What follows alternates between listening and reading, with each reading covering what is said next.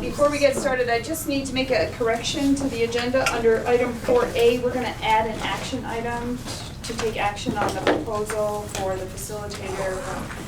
It's going to be a recommendation from the community engagement.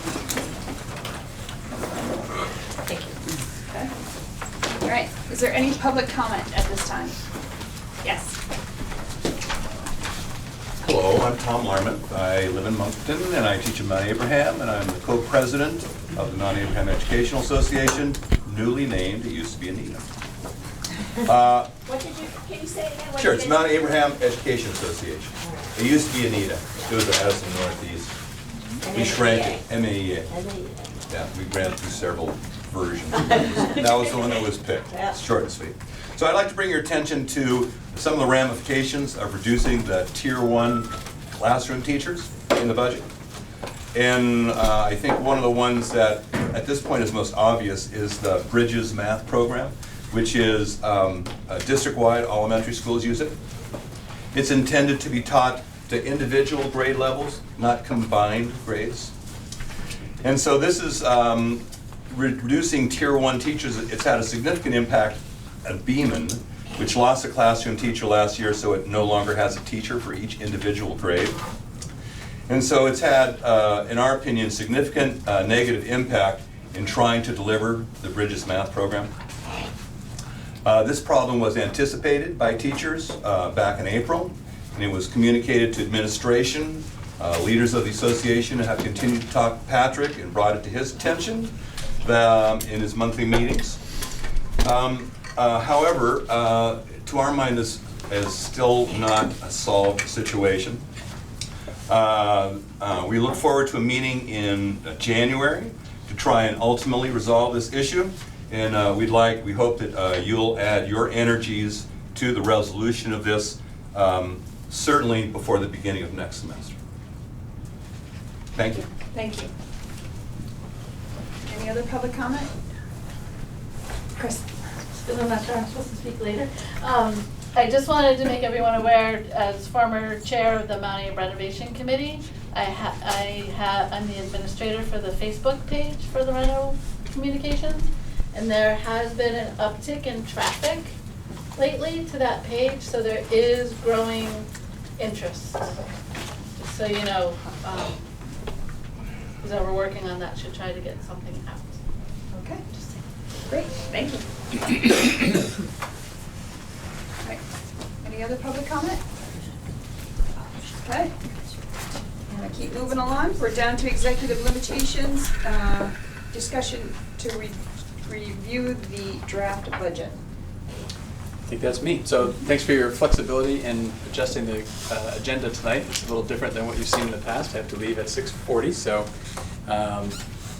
I want to, because I have to leave at 6:40, I want to try and sort of walk through my presentation and maybe take questions at the end rather than sort of lots of back and forth along the way. I think it'll be more efficient and perhaps answer questions with slides that are a little bit later in the presentation. I want to just sort of start with acknowledging the squeeze that I think you're probably feeling as a board that I can empathize with.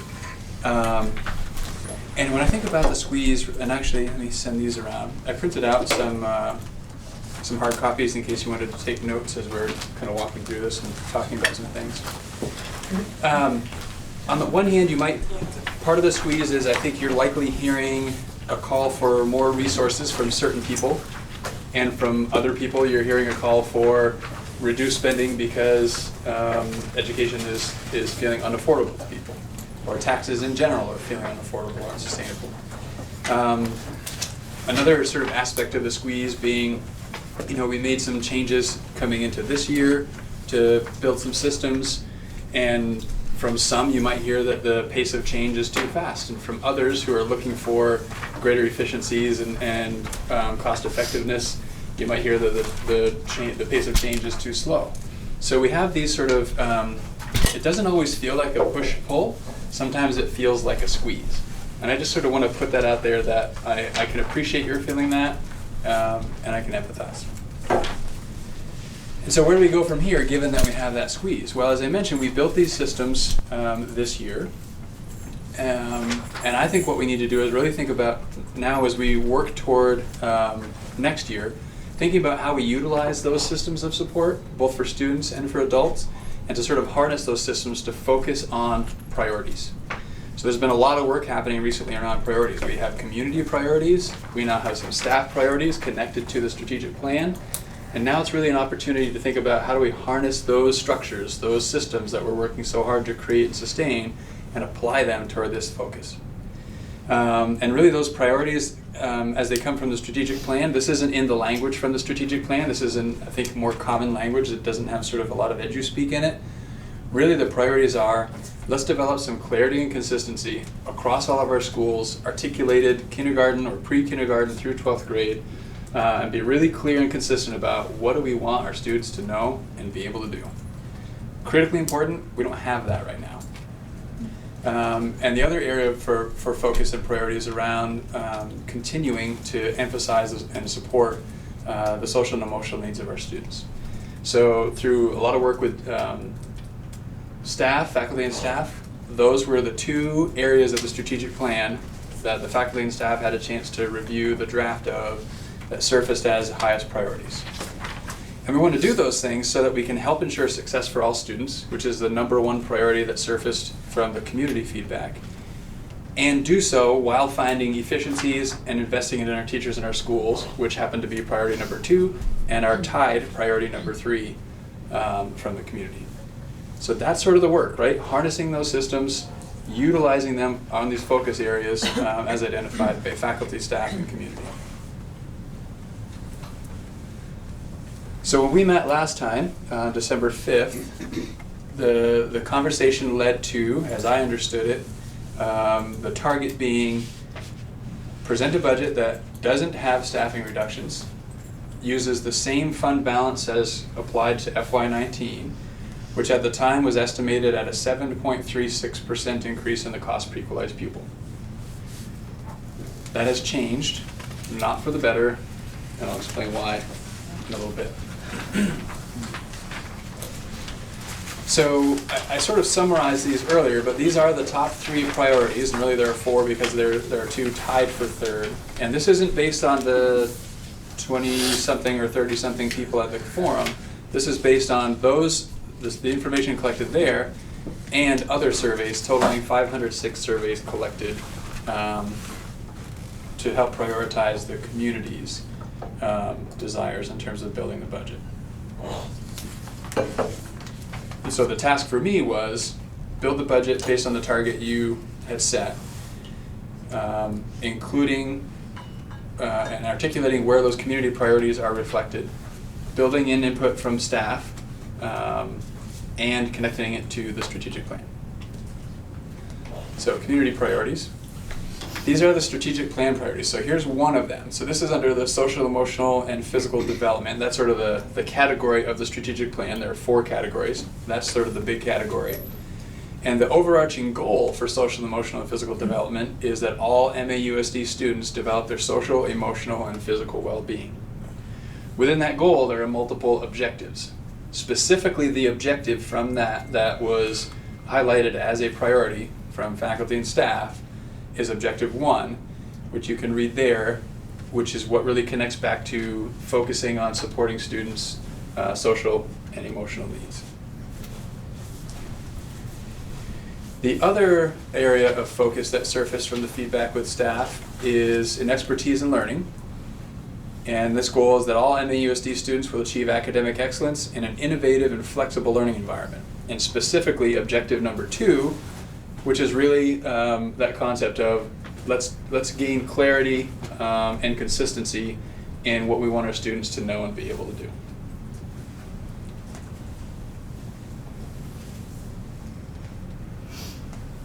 So we also asked staff, so each school sort of identified their top 3 objectives from the strategic plan. And as an admin team, we looked at those priorities across schools to find consistencies. It was very easy to identify that those were the top 2 objectives that surfaced in terms of a priority. Part of the process was also asking staff to think about what resources would they identify as being needed to help support those areas of focus. And so what we did as an admin team, so you can imagine the list that we got for each of these, right? So it was, and some of the items on the list might have been an individual saying, I think we need this. So what we had to do as an admin team was synthesize that list of perhaps needed, perhaps desired supports for those focus areas, and really kind of bring that, see what surfaced in terms of patterns and needs, and that's what led to the list of the resources needed. So you can see here money for both time in the summer for teachers to do some proficiency work and other curriculum work, focus, professional development. I think one thing you'll see in this presentation a number of times is the word focus. So that's the whole idea behind the strategic plan, is it provides focus. There are always many things that we could be spending our time and money on. The purpose of the strategic plan is to try and focus that time and that money to achieve something and help move us forward in engaging in that plan. So focus, professional development time, money for training on facilitation and professional learning communities. Those are as we looked at specifics in the list that staff came up with, those are things that sort of surfaced in various ways that would help in being able to achieve this objective. And then support for deepening understanding of proficiencies at the elementary schools. A lot of these aren't so much about additional resources as much as they are about focusing the resources we have. So we have a fairly robust budget for professional development. Historically, it's been used for many different things, not necessarily focused. So now it's about trying to really harness those monies, focus them toward these priorities, and in doing so, hopefully moving this plan forward. So the other area being the social, emotional, and physical development, and really again, resources needed around, it's about professional development and really thinking about that system of universal, targeted, and intensive supports. And in addition to that, thinking about trauma specifically and what sorts of systems and trauma-informed practices do we have, and what areas do we still need to grow to help support some of our most struggling students.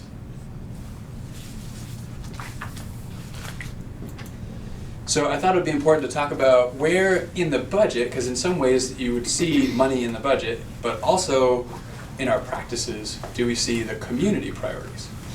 So if we think about that first community priority, when I think about ensuring success for all students, I'm thinking about equity. I'm thinking about in what ways do we distribute the classroom teachers that we have across our campuses? In what ways do we distribute support staff and our coaches? In what ways do we distribute interventionists / special educators? And that's very intentional that they're in the same line. We see them as very similar positions. What sorts of access do schools have to professional development money? Is that equitable? Same for supplies, same for facilities. So that's something that we have to continually work at. The reality is there are inequities. There are many inequities across our schools. We couldn't in any one year overcome all of those inequities. It's going to be a process that will take some time, but we have to continue to apply that lens so that we can ensure success for all students. Second priority, looking for those efficiencies. So already, these are some things that are happening now that we'll have to continue to get better at. So food service purchasing, we're seeing benefits from our food service purchasing, and part of that is our combination with Addison Northwest. There's our new facilities director has a lot of ideas about bulk purchasing for facilities, and that's going to save some things and consistency in practices across the facilities. Again, thinking about flexibility with facilities staffing, so we might be able to get a paint crew together in the summertime rather than hire contractors to do our painting. So there's potential efficiencies there. We're also looking at the possibility of taking care of our grounds, so thinking about lawn mowing and things like that, potentially with some of the staffing that we have. So that increased flexibility brings efficiency as well. We have a little bit of money in audit savings, and there's a little bit of savings also from having fewer boards and costs associated with boards. So there are things happening, and there are things we're going to need to continue to get better at relative to priority number 2. So our tied priorities, it's investing in teachers and investing in our schools. Those are sort of the two priorities. Obviously, there's a lot of overlap there. But thinking about what you'd see in the budget and practices, there is additional monies in the budget for anticipation of increased salaries. We have a competitive benefits package. We have money in the budget for increased cost for those benefits. And these other pieces are really not about additional money, but really focusing that money for summer curriculum work. That's investing in our teachers when we provide that professional development. Professional development time and money on those priorities that we just went over. And then time being another resource that we need to focus on those priorities. And I took the invest in our schools primarily to be really about the facilities. There was another goal that spoke more directly to facilities, so I was kind of having a hard time parsing that out. But I do think investing in our schools, so investing in that training for our staff is investing in our schools. So that just sort of captures everything we talked about on the previous slide. But I also thought it was worth putting some dollars here that show some of the actual financial figures that are evidence of us investing in our schools. So you can see that nearly $500,000 for repairs and maintenance, custodial supplies and equipment. That doesn't include any personnel. That's those lines: supplies, repairs and maintenance, equipment and furniture. We have $200,000 in debt service, which in all honesty is nothing for the number of facilities we have and the total value of those facilities. Like it's really, really, really low. And we have that $1 million that's in construction services, and sort of a small example, but an idea about what we're trying to do in investing in the perception and sort of in the view of our community. Thinking about a full-time groundskeeper, that's been a half-time position for a long time. The way our schools look as people approach them, I think, is really important in terms of first impressions. We have a lot of people that visit, in particular the high school, when they come to games and things like that. I'm sort of big on the facility looking like and representing the work, the important work that happens there. And then moving to a full-time groundskeeper is an attempt to try and help the building look like that. And so where in the budget do we see, or in the practices, do we see staff priorities reflected? So again, focused summer curriculum stipend money is a practice that will be put into place. Thinking about a professional development plan. Now with this focus, we can create a professional development plan directly related to this focus, which includes time and money, training, etc., on that focus.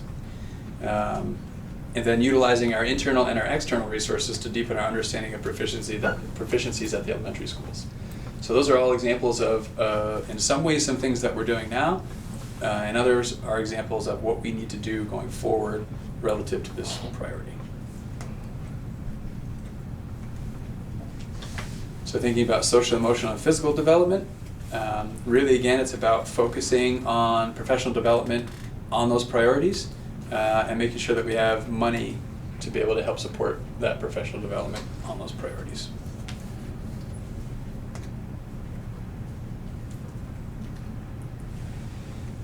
So that's just sort of the overview of trying to connect strategic plan, community goals, staff input, and priorities to focus the dollars, and in some ways I think sets the stage for the dollars that we're going to be spending. I think it's also important as we're talking about dollars that we're looking at what's going on with enrollment. We know equalized pupil is a very significant number in building a budget. We also now know that we won't receive that equalized pupil number till sometime in January. So the budget that you have tonight is still our projected equalized pupil number, which is our best guess, but it is just that, a best guess. It's hard to know how close that will be to reality. We feel fairly confident in it, but so there's a new process involved in uploading information to a statewide longitudinal data system. Until every school district's information is uploaded into that system, the state can't calculate equalized pupil. and there have been a lot of glitches. We had a lot of troubles of our own trying to get our information up there. Ours is in, it's been in for a week or so now.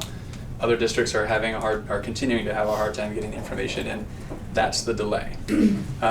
Additionally, we don't have common level of appraisal, so we can't estimate taxes yet. So this budget presentation, typically at this point, we know what equalized pupil is. We have common level of appraisal and other information to give you an estimate on the taxes. We had neither of those tonight. So I'll apologize ahead of time, but that's our reality. So, but turning to enrollment, which is directly related to equalized pupil, you can sort of see, so here we are, sitting at 1,388 students as of beginning of October this year. That's not necessarily what's sitting in classrooms right now. And you can see that number is going to drop a little bit with a little bubble back up in FY22, but more or less the trend will be downward, at least for the foreseeable future. Please also know, every year out you go, it becomes less and less accurate. It's definitely a moving target, but this gives you at least a sense of what it looks like our future holds. Patrick, just, I don't want to slow you down much here, but this looks, not that, you kind of, in previous years, I think, suggested maybe we were going to start hitting like a low point and evening off. This kind of looks like you're just showing it as a steady trend down. What's the change there? So this doesn't vary a whole lot from prior years when we talked about enrollment. To me, the leveling off, like I don't see us dropping below 1,300. Okay, it was 13. That's where I think we'll probably be bouncing back and forth between 1,300 and 1,350. That's sort of where I see the plateau hitting. And that will be, more or less in that FY23-24 is where we'll kind of. And just one more quick thing. You'd mentioned last time, which I think I'd probably heard before but not totally absorbed. Elementary students are weighted at a lower rate than high school students. So did merging exacerbate that effect at all, or was it kind of always that way because each district kind of had their share of high school students? So I guess I'm just wondering if that's sort of, if the fact that it's all one district now is somehow exaggerating that effect. I don't think it exaggerates the effect. I think it actually has more of sort of almost like an insurance aspect to it. So, for example, Beeman happens to be a school where we're seeing at least a % increase. The decrease is greater at Beeman than anywhere else.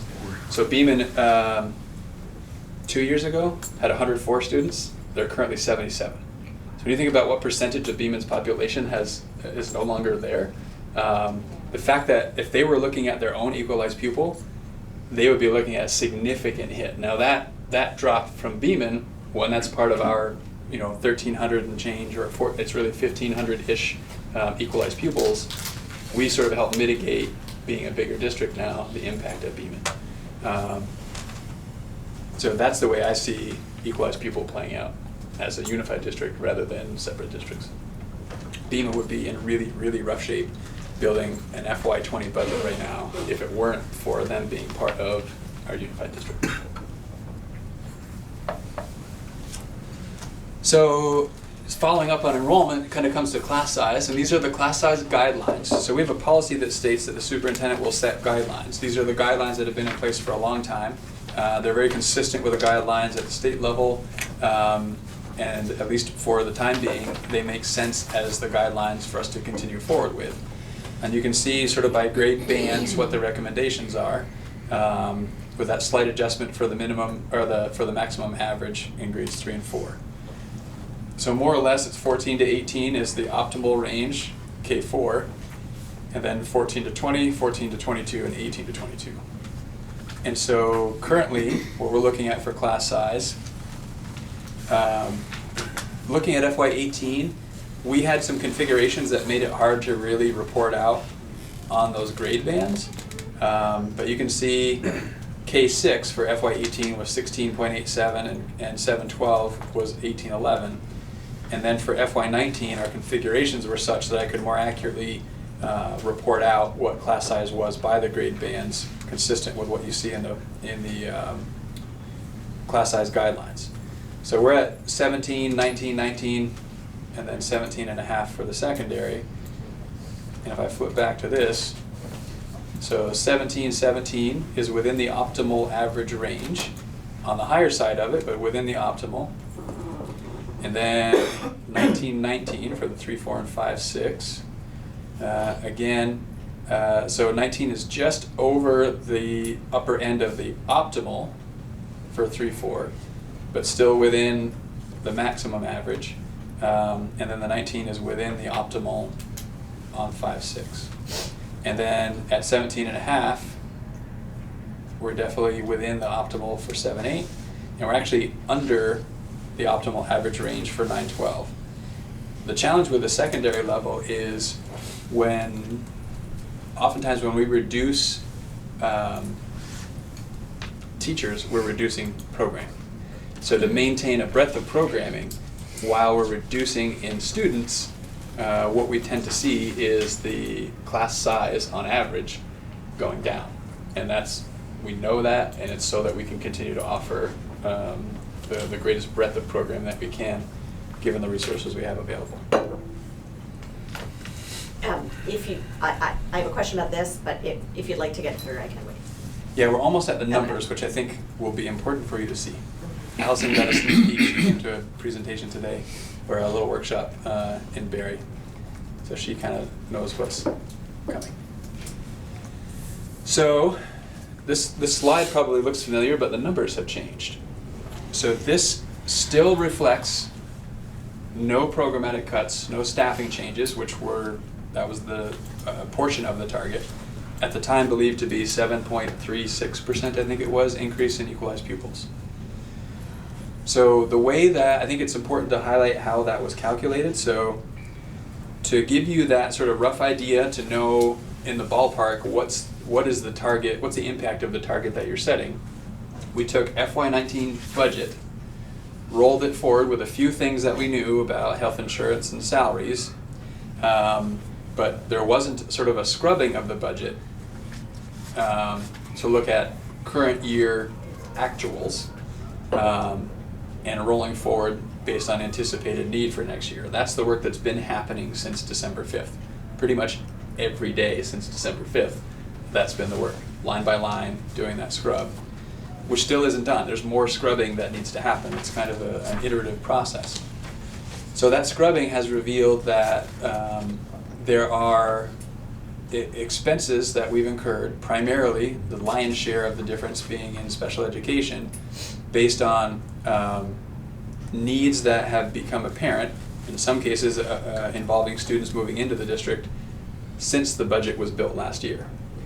In this meeting that we were at today, working with the district management group who wrote a report that helped inform building the budget for this year, they talked about that Vermont is, I think he said we start building our budgets earlier than any other state in the country. One of the challenges in doing so is there's a lot that can happen in terms of incurring costs, students moving in, needs becoming apparent after you've built the budget, and that's the figure you have to work with. And so in walking through from what was presented last time to now, it more accurately reflects our anticipated need, assuming we're not reducing programming or personnel. So that is it was a little over $1 million increase, expense over expense. It's now a little over $2 million. It's 800 and some thousand, and I'll show you the breakdown in a moment. That reflects a 7% increase in expenses. Worth noting sort of the comparison of FY20 to FY18. That's around a 3% increase, which a 3% increase over 2 years, historically, I think we'd consider that somewhat successful. It's certainly a big jump from last year because of the reduction we were able to realize in expenses last year. It does still have the recommended fund balance application. It does not apply the entire fund balance. And it still assumes this figure for equalized pupil, which gives you that 9.5% increase for equalized pupil. And so that breakdown, so the top section of this is information I shared with you at your December 5th meeting, which showed where that $1 million and change came from. The bottom section shows the additional $837,000 since what you saw last time. And you can see 83% of that is from student support services, just under 10% from teaching and learning, which is almost entirely related to 21st century grant funds being reduced, and in order to continue our expanded learning program, needing to take some of those expenses in-house. And then I think I calculated there's somewhere between 1,500 and 1,600 lines in our budget. The other 59,000 came from those. Came from? Those other 1,400 and some lines. I'm sorry, Patrick, what happened in the last 2 weeks that this became clear? So what you saw last time was taking the budget, FY19 budget, and rolling that forward with expectations around salary and benefits, basically. This budget now took, so for example, one line specifically that was a significant increase was tuition to private schools. So we had that line alone increase, and that's in the student support services. That line alone increased from the last time you saw it to this time by $300-something thousand. Because as we went back and did the scrubbing, we saw, okay, so we had a number of students move into the district since the budget was adopted that have significant need, that are being addressed but at significant cost. So this reflects our anticipated expenditures this year. Those students will remain in district next year, and so we anticipate those needs rolling forward, so that this sort of accounts for those anticipated expenses even though they weren't necessarily in the budget. So it's really budget versus actuals, I guess, is the simplest way to say what the difference is between what you're seeing. So we have to make up the difference we didn't budget for last year, plus make up what we anticipate coming. Now, fortunately, in the area of student support services, where the lion's share of this money comes from, much of that expense is reimbursed at a very high rate because they're extraordinary costs. So what you didn't necessarily see here, our revenue is also up by a few $100,000. So that already we can build into that sort of budgeting process some an increase in our anticipated revenue. So that helps to already begin to offset the cost. So for can you go back to where you just were? No, ahead. Yep. So for student support services, I'm sorry, I might have missed that, but is that, so I know it's an 83.1% increase since December 5th. What is the percent increase from last year? For student support services? Yes. I'd have to get that for you. I don't have that. I guess I'm just right now. wondering, are we, I think that has so many ripple effects, right? And so are we, is this the new norm? Are we continuing to be on that upward trajectory? And what's the plan for managing that beyond the professional development for staff? That's I can talk a little bit about it, even though I don't have the Intense specifics. The plan for addressing that, really, there are a couple of different things. The one that we're working on very intensively right now is strengthening our Tier 1. Right, so the stronger our core instruction is, the fewer students that have significant need, and that's really the long-term approach to reducing needs at that really Tier 3 level. I think another thing that's going to be addressing that, which offers some flexibility but will come with its own challenges, when we have a block grant for special education, it's not going to be a reimbursement model. It's going to be, there's going to be some formula, it's going to be somehow connected to the number of students a district has, and there's going to be a set number of dollars. That's the number of dollars you get for support services. Use them as you see fit, but it's likely to be less than the dollars we're accustomed to. So we're going to have to think about making some adjustments at that point as well. But that's a couple of years out. Did I pretty much get that, Susan? Mm-hmm. Okay. I had a question about classroom size from before. I wonder, there's just 2 more slides, I think, and Okay, then if we're no one gonna else go asks back. any other questions, I will be patient. People are asking, so I will too. So this is a breakdown of the budget. So again, sort of sparing you the 1,400 lines. This is sort of chunking the budget in at least ways that make sense to me in terms of trying to explain this. So thinking about teaching and learning, so those are school budgets except for Office of the Principal and facilities, right? So the rest of what's happening in a school budget is about teaching and learning. Even though I would argue there are lines within the category of Office of the Principal that are directly related to teaching and learning. But just in terms of trying to make sense of this. And then we have student support services, which are primarily, perhaps exclusively, special education, just to sort of make that connection. Leadership and business, this is where Office of the Principal, Office of the Superintendent, the financial office, and central office, that's where those figures all come from. Obviously facilities, this facilities does include facilities staffing, as well as all the other costs associated with facilities. And then transportation and food service specifically broken out. So you can sort of see what percentage of our budget is allocated toward each of these areas. And for some, they like to see the numbers, and others, they like to think about it from a student perspective. So this is a way to look at, with our projected spending per equalized pupil, and those percentages that you saw on the previous slide, this shows to a student where that money goes.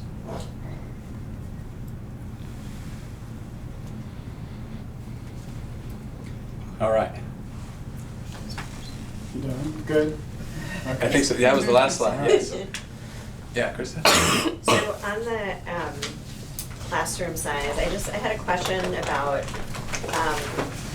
the breakdown. So if you are a 5-6 classroom teacher and you have, 18 kids in your class, but if you are the math instructor for 30 students, that's different, right? And so I guess I was just wondering how that gets factored in that, and what the responsibilities are for that teacher that no one else takes on, because that's, I think, one of the things that's happened in the shuffling that's been concerning, and I'm just wondering, I know there might be other adults in the room, but I'm just wondering what level of responsibility rests solely on that classroom teacher for a class size, a math class size that's like, 30-something kids. Right. So these calculations are coming from the classes that are assigned to teachers in Power Schools. So in the elementary schools, that's more or less sort of their homeroom. Right. So it doesn't capture the 38, because while there's 38 in that math class, the other 2 math classes are smaller because one teacher is taking basically half of the 5-6. And there are things in the works to mitigate that. So there's work happening now with some co-teaching, a special educator and their classroom teacher. That's just starting, so there's a lot still to figure out how to share some of those responsibilities for planning, for assessing.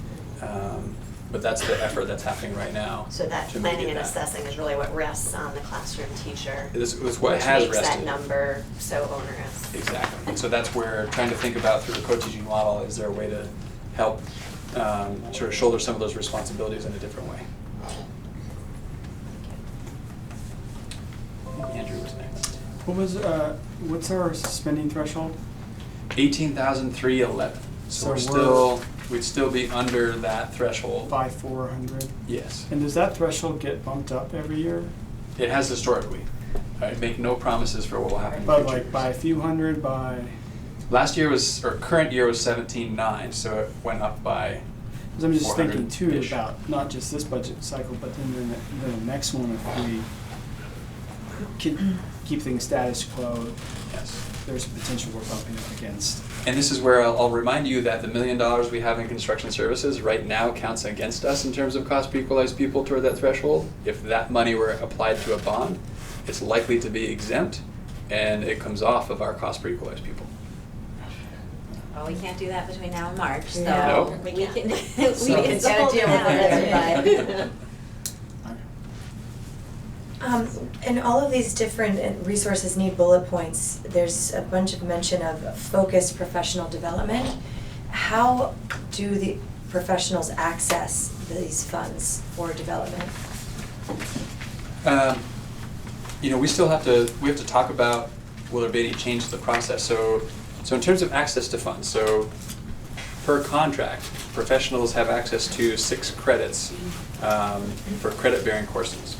Beyond that, accessing summer professional development money, conference money, so things outside of credit-bearing courses, it's at the discretion of either usually building principal, Katrina, Susan, sort of whomever their immediate supervisor is. And historically, those funds have been applied to a whole variety of things. So rather than sort of the scatter plot approach, to really think about how do we target those funds is the change in practice. And one more, which professionals are going to be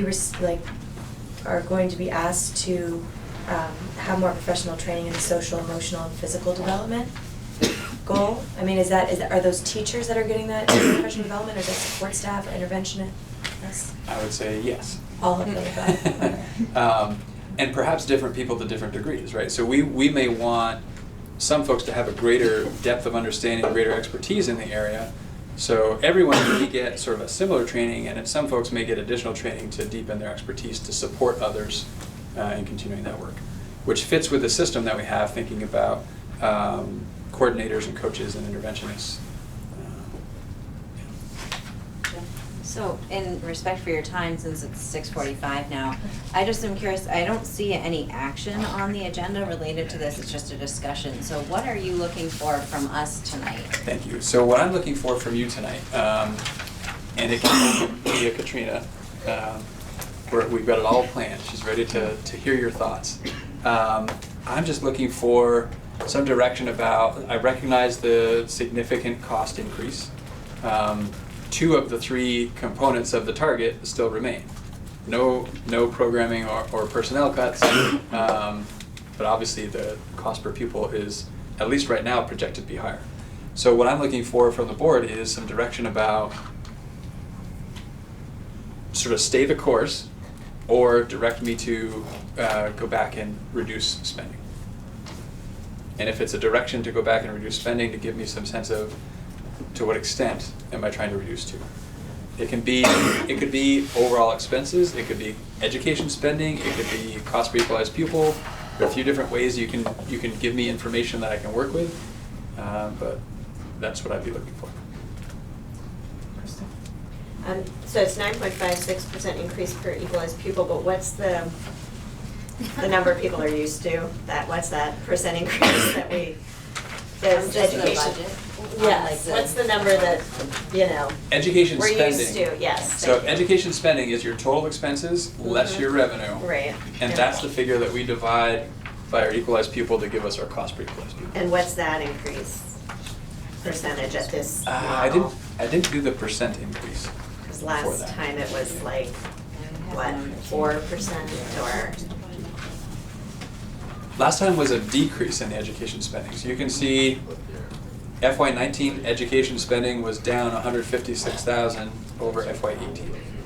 And that's part of what's making this feel significant is we made some really hard decisions and did a lot of work to make reductions in all of those areas for FY19. And so now we're seeing sort of the challenges of sustaining that. But it would be the difference between 24 million and 26 million and change? Correct. Okay. Yep. And Krista, keep in mind, I think the way the warning is worded now, it has to specifically state the percentage change in that ed spending for equalized pupils. So that's like on the thing you're So there voting. goes, that's the number. Right. The 9.56, not Yes. the. Yes. But the 3% increase from 2018 to 2020 that you pointed out, that how it's a 3% since then, I think that's, if we could, I mean, maybe you have to write the 9.56%, but could you also write? Or You we could say it still- in your presentation, right? You can say whatever you want in the presentation. Put it on On the a flyer. article, it's very prescriptive as to what has to be on there and what cannot be on there. Because that will still be an important number, I think, to talk about and have be a part of, right? So I hate to run, but I probably do need to run. Are you okay? Yep.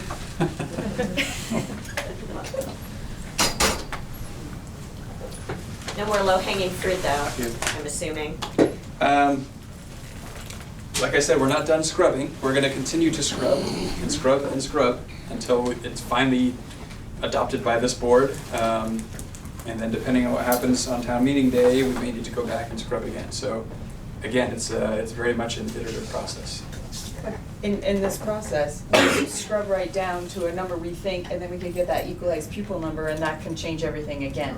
Right. Right, Yeah. so, So I'm gonna leave my computer with a presentation up so you can sort of flip back and forth and do whatever you need to. Do you mind just basically getting everything for me? Got it. Do you need it tonight? No. Okay, good. I'll get it from you tomorrow. Thank you. Night, everybody. Bye. Night, everyone. Thank you.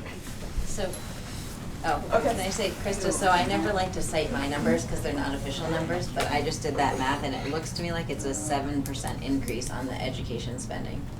So from the 24 to the 26. That's 7%. Oh.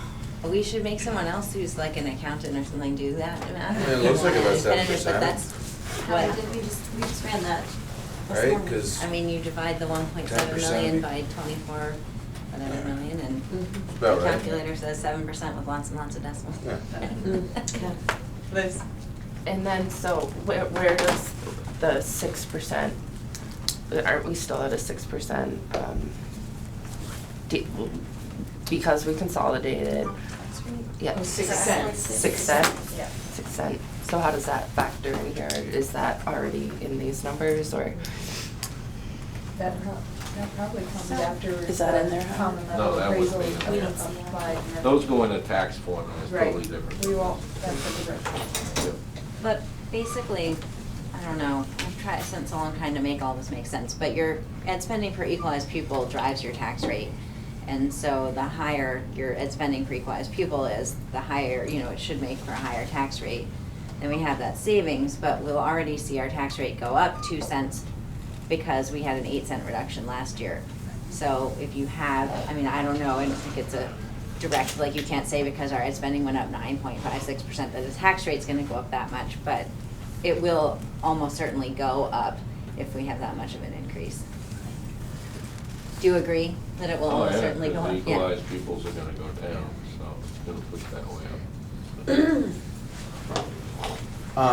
Howard, question for you, I guess. So part of the budget that we were asking Patrick to develop last meeting was with the assumption that we would be carrying forward the same amount of excess as previous, which was not the full amount of excess that was projected to be available. That's correct. So I guess, to me, that's been a question for me because that hasn't necessarily been a practice in the past, and I get it that you might be digging yourself a bigger hole in the future, but it's also like money that could be applied to this year's budget. It kind of also seems that what Patrick was telling us today is that since the last meeting, more costs have really been realized that are being incurred, and so does that mean that that additional excess money basically from the previous budget was reduced? I guess I'm just trying to, like, so basically we're, The 600,000.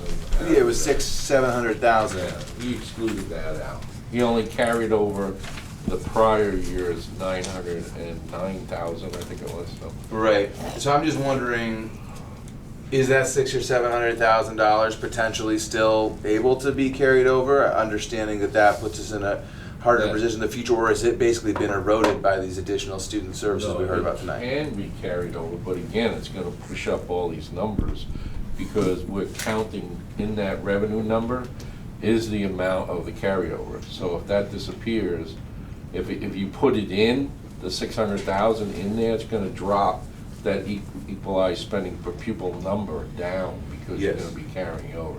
And then again, it'll save the tax rate, which Jennifer, you were talking about before. last meeting, it was the difference between about, I think it was like a 4.8 and a 7.3-ish. I mean, it was a couple, close to 2.5 point difference by including that money. So that money's still, understanding Patrick's advice, that money could still be applied, and it still is $600,000-700,000. It is. Krista?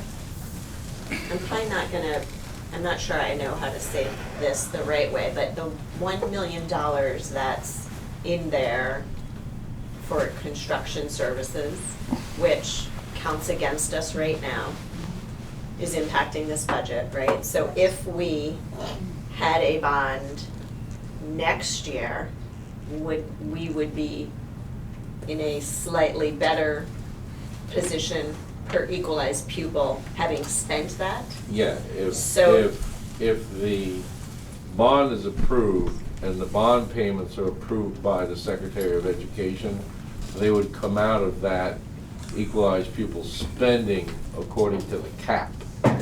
So you wouldn't have to worry about them for the cap. Andrew was asking before what the cap was per spending, so you wouldn't have to include them in order to fulfill the cap. So say you went to 19,000 per student, but without the bond, right? You were up to 19,000, but with the bond, you could drop those because the bond would be excluded. Is that only if you're hitting the cap? That's the only way it benefits you? That's the benefit that you get. I mean, you still gotta raise taxes, there's no way you can avoid it. I mean, what it does, it prevents you from hitting the cap, so. Okay, so it's not that if we weren't going to hit the cap next year and we did, not next budget, but the budget after that, and we did spend it. So what it prevents is from people trying to really increase their spending too high above what state has set as guidelines. That's pretty much what it is. But that's the one avenue where you can get around it. But it has to be approved by the Secretary of Education, so. So that $1 million is flexible right now. And it's set into as a construction number, but it's not allocated to any particular project at the moment. It's just budgeted from the way we budgeted it last year. That's correct. And do we use? And we have the, Sorry. that excess fund balance carryover. Those seem to be the two wiggle room dollars we have. If we're not going to try to change the approach to the budget, those seem to be the pockets that we have. And if we're not going to actually spend the $1 million on a bond, like we don't think there's time to actually move a bond forward between now and the vote, maybe we want to do something else with that $1 million until we are more confident we're going to actually move forward with a project we can apply money to a bond for. So it's not like that money is just sitting there, they're using that money to do things in the facility. Well, that's correct. That it's not just sitting there being held in anticipation, it's being used, I understand, so. I understand. I'm saying that it's budgeted for next year. We haven't spent it yet, Not yet. so. Allison? So one way to look at this increase, it's specifically for student support services. And the way the administration has put together our budget, they're assuming the programming is going to stay the same and the staffing is going to stay the same. And we've increased it predominantly to help student support services. So we don't know what's going to happen. There could be staff or faculty who leave and the administration chooses not to fill the position or strategize in a different way. And some budget lines may not be spent completely. So we might be able to absorb the increase that we're seeing up there without doing anything.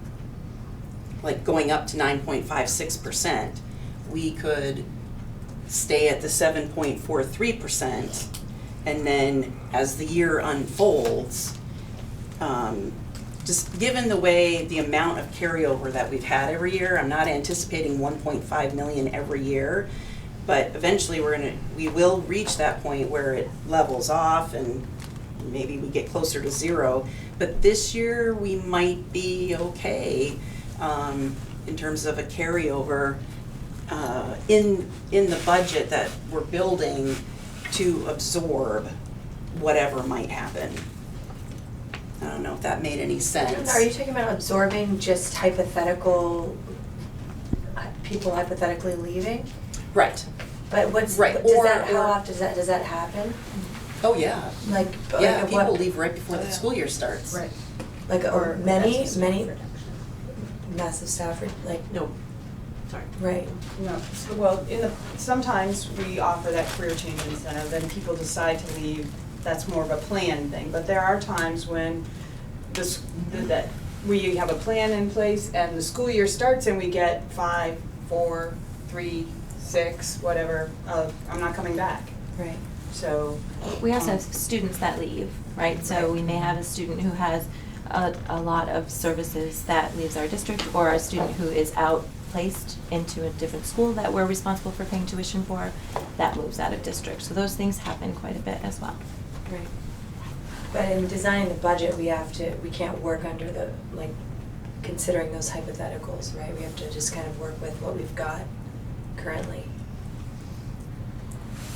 In the past, we've built a budget, it's sort of not last year, but the year before, we look at that and those numbers. The budget right next to us that we're still in, so it's still living kind of thing. So they use that and then they get word of the insurance is going up this much, or, they try to predict some things to change, to figure out the budget, so they do that. But there are always things that can't be predicted, and there are this equalized pupil number. This is a common thing that just keeps happening, where we don't get the number and we don't get the number, and then January comes, the number comes, and we've got less than 30 days to figure it out. But to Sarah's point, when you develop that budget, that's what you think you're gonna spend. It's not like. It's a plan. It's not like, here's our number, no, we're gonna, all these things are gonna fall out and everything's gonna be honky-dory. Right. You're prepared to spend that money. Right.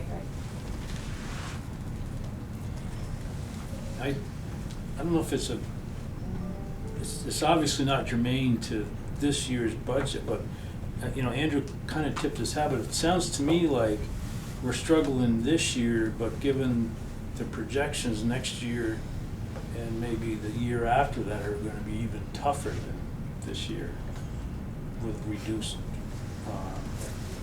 equalized pupils and continued increased costs and salaries and stuff. Is that a fair assumption? I mean, that's what it looks like from the projections. Because then it feels like a yo-yo. We cut one year and then we stay static, and then we cut again and then we stay, I think that's also why we decided on such a small increase last year, was because we could see some of this coming. Jen? So, I know I said I don't like to do numbers, but my feeling is, I just really, I don't feel comfortable that I could go to the voters with that big of an increase in that, and the equalized pupil spending. And I feel really conflicted because I still agree with all the things we said at the last meeting about not, asking for more cuts, most importantly. So I just looked at, and again, these are my numbers, they're not Howard's numbers or anyone who's official, but I looked at if we added the full fund balance as revenue, and I think that gets us to only a 7% increase on the ed spending for equalized pupil. Basically adding in another 600, and I just used 600, I couldn't remember the exact number, but it was pretty close, I think, to 600,000. And so that's still, I'm trying to picture in the years I've been on the school board, I think that might still be the highest number that we've gone out with. That we had one year where we had a high number in Moncton because we had to do a bunch of siding, and it was $120,000 we had to add to the budget, and that was we were really stressed about that. But we could tell everyone this is one time, like, this isn't one time, this is our budget, like, our sustainable budget going up by a lot. And it's a big number, it's a big percent increase. Kevin? I need to be reminded what the percentage increase per equalized student was that we left with last meeting. 7.36. 7.36. Kevin, the front of this presentation from Patrick, it's right there. Okay. thank you. Yeah, I just discovered that myself. Allison? So,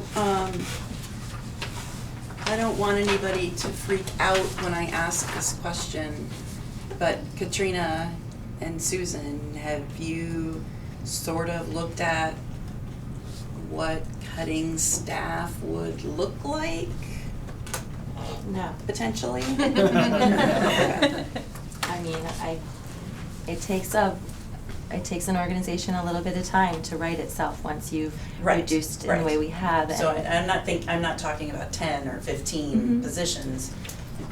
2 or 3 we have or looked 4. at class sizes and some specific reductions in number of kids per school. There are some ratios that are inequitable, potentially projected for next year across the district, where we have much smaller classes in some schools than others. So if we wanted to continue on the ratio side of things, we could. But we're trying really hard not to go there, obviously.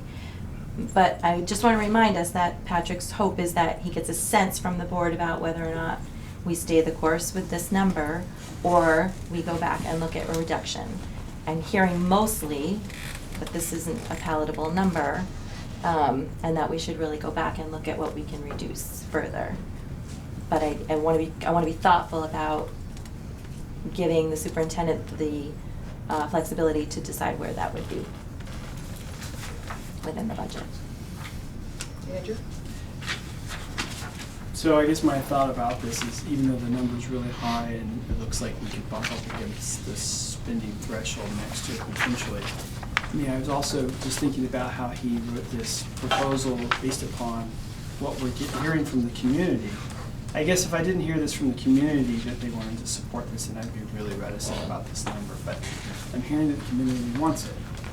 And I guess ultimately we'll find out if those 506 or 7 people are the folks who show up to the polls. We'll see.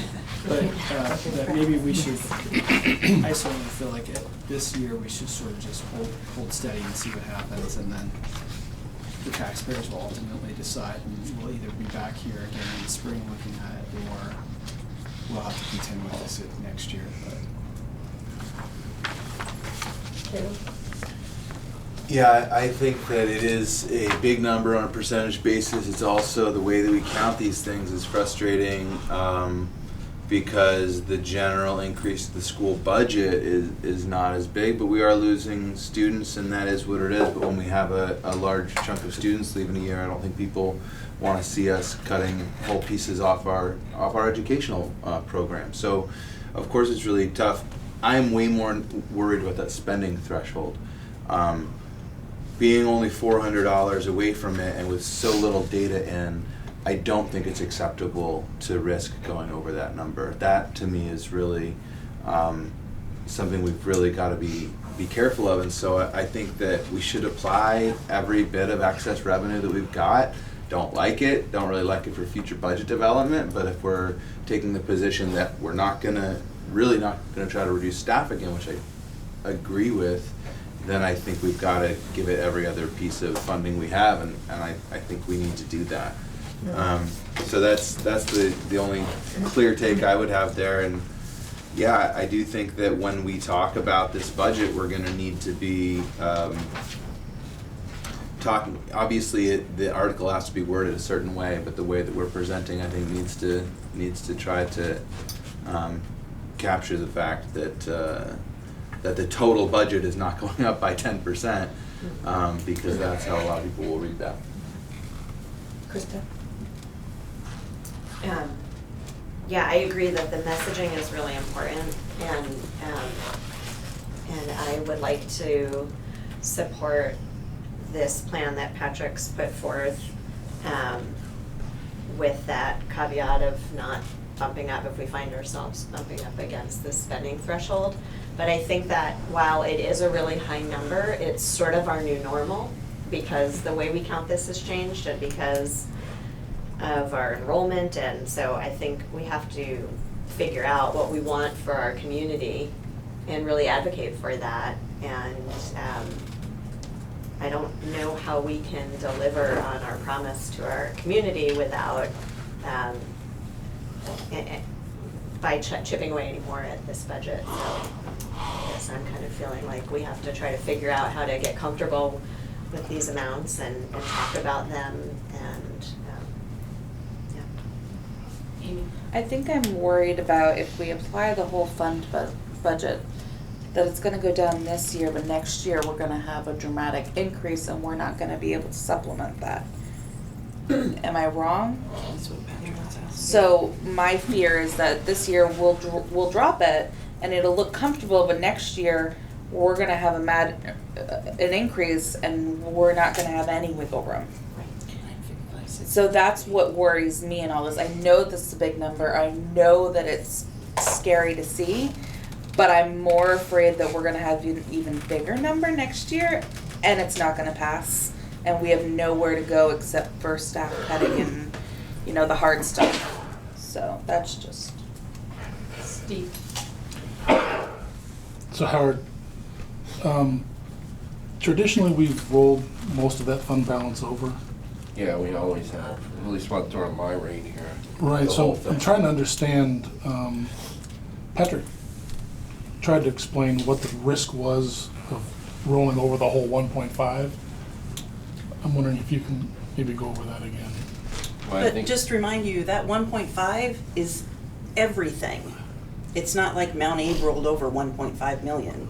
Each school had their own carryover that they decided to carry Yeah, over. that's- So one school might have had 500,000 and another school had 20,000. I understand. And that was part of the discussion because it's aggregated. Yeah. It was aggregated from the traditional school boards now being Act 46 joint. Right. So there was a concern, he was afraid that it would have an impact, so he felt that if we could leave out the 600,000, that it would be more beneficial. Until we sort of understand Yeah, to more. try to normalize tax rates too, because, you know, you're gonna have that up and down. Don't forget, next year, you're gonna have 2 cents less too. Not just this year coming up, but the year after, and then the year after, it'll disappear, so, you know, Right. it keeps going down. Right. So, Allison. So Katrina,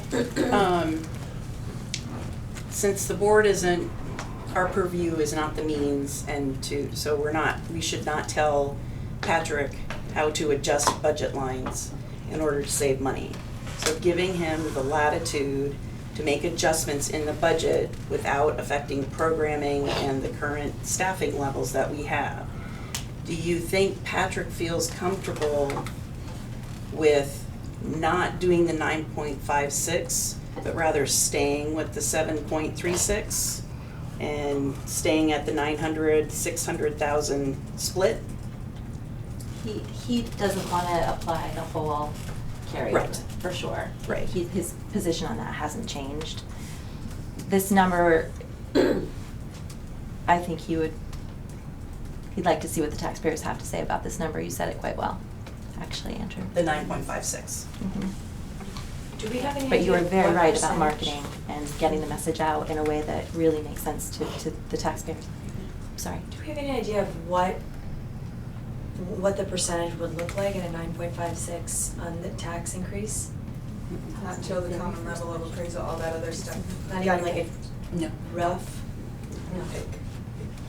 Sometimes yet. we see those projections in January, but like even whatever goes, because we had to put them in the annual report, but I mean, they're never right. Right. They never are. They're- It's just You like just- an you're just estimate, chasing a that plan, tail all the like, time. that's what it is. Liz? Sorry, Steve. Yeah, I think I'm comfortable, I seeing, seeing what the taxpayers think and knowing that there is space and it certainly would be smart to think about what would happen if. But, If they voted down? yeah, Then we'll have wiggle room. yeah. Steve, you can go ahead.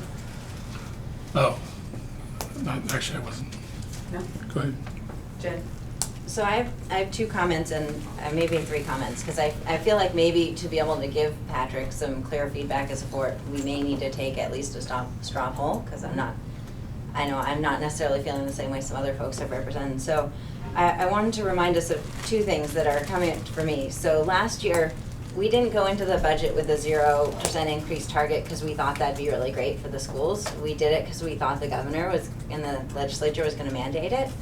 Right? This year, there hasn't been any talk about any mandates, but I'm pretty sure that if the school boards across the state all approve 9 or 10% increases, that next year, they sure are gonna have some, and they might even come up with something fun Well, for this year. One thing Because, I can yeah. share you this, that when they did a preliminary review of how much budgets were gonna go up earlier this fall, Brad James calculated it at 3.24% statewide. And that's the number that he reinforced on Friday. But that, but we didn't change our budget that great last year, but a lot of other schools did. They went way above. So did you want to finish, Jen? Yeah, so the other thing I wanted to say is, so I've only been through one failed budget. We were pretty lucky in Moncton. Our budget actually failed because people were mad that we cut a classroom teacher, and while we didn't actually add money, we didn't really change the total number. We just kind of reallocated it but as a board, dealing with a failed budget is not fun, and I think probably some of the folks from Mount A board could tell you more about that, because you guys did it, 3 times, I think, before it passed, and Moncton did it years ago. Bristol too. we only, it basically what happens is immediately after town meeting day, everything you as a board were planning to do gets put on hold until that budget gets figured out, and it's what you do because you have to do it, but it's really difficult, so, it still might be the right thing to go see what the voters think, because we're just projecting, but just know what you're signing up for.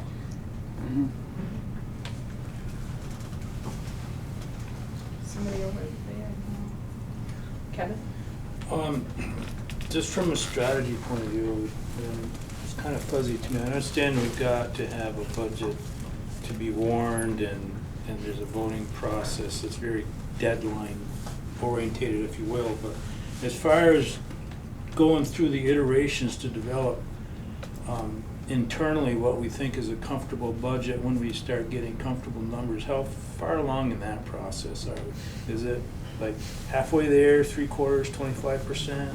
Well, I say we've turned the corner a little bit. We feel that this has been scrubbed pretty well to present it. I think it just has to be, we're just looking for an opinion from the board.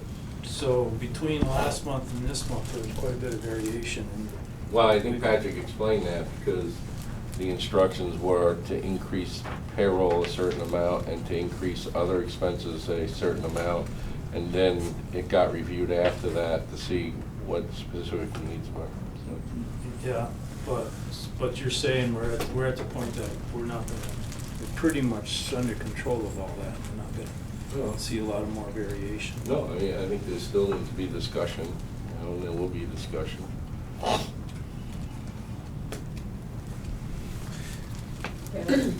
make this quick. I know I have a lot of comments. I guess I would just give the feedback that what I understood that we saw from Patrick last time was essentially a model that was showing here's what we budgeted the previous year, we're rolling that forward. And then sometime in the last 2 weeks, it kind of seems like we're saying, oh, wait a minute, here's what we actually spent last year. I would just suggest that we probably could have gotten to the here's what we actually spent last year step a little bit sooner. I don't really understand why we were still at the here's what we projected 2 weeks ago when there's such a significant difference. So I just think that our instruction to Patrick based on what he gave us last week is kind of hamstrung by the fact that we didn't kind of have the actual spending numbers, and now we do, which is important information, but I don't think we can read much into what we instructed Patrick to do last week, given that the numbers that were. One of the things is not that it's just actual spending numbers, Caleb. Some of the encumbrances that we were hitting this year had an impact. Like he was talking about outside tuition, which went up by a significant amount. That was not predicted in last year's budget. It came into this year's spending. So usually when you're comparing, you don't have all the spending in yet from this year because we're only into, we just got through with November. So. Do we Understand what I'm genuinely saying? learn all that new information in the past 2 weeks? What? Did we really learn all the new information in the last 2 weeks? I think that we was presented scrubbed tonight? through it to see the impact of it, yes. You gotta remember, it's budget season, it's not budget day, so a lot of times things change in the course Right. of discussing these things. Liz, did you? So the 3.2% you just mentioned was for the equalized pupil number. You said the projection for overall increases was gonna be 3.2% is what they might be looking for. That's what the original, that was The a few original. months ago when he took a preliminary poll And that was- of how much people thought, but that was statewide, that's just not one individual district. That was the equalized pupil number, right? And No, that wasn't the equalized pupil number, that was the overall budget? spending that was gonna, yeah. The education spend, so That's that correct. is the education spending increase, which we can't put to ask for, or to explain, but I would be interested to see where our number lines up for the education spending percent increase. Because I feel like we don't have that number right now. I think Jen was Or saying you maybe said it was about 7%, 7%, I think. 7% was what her. But over the last 3 years, Yeah.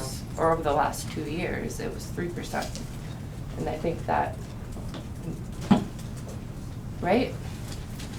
So 7% this year, but because of what we did last year, if we went a year before that, it was 3% from 2 years ago is our. You can always tell a story that make your numbers sound better than they sound when you look at them, you know? I mean, that researchers do that all the time, like in articles about what you should eat to be more healthy and stuff. Like, you can take numbers and say something about them. Right? There's always a way to look at them. I think in the end, the number that is on, that people are gonna be voting on is the percent increase in that ed spending for equalized pupil. And so you can put whatever else you want in the annual report and in the presentation, and the people who come and listen to that, handful of people, that group of people that inform themselves might see those other numbers, but everyone who votes is gonna see that. Right. Jen? Big number. No, I'm good, thanks. I just talked anyway.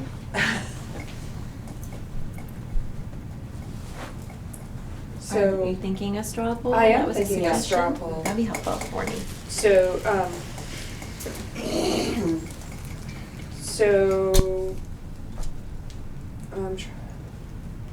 I guess the best way to do it is probably 2 weeks ago's number or this week's number. Does that make more sense?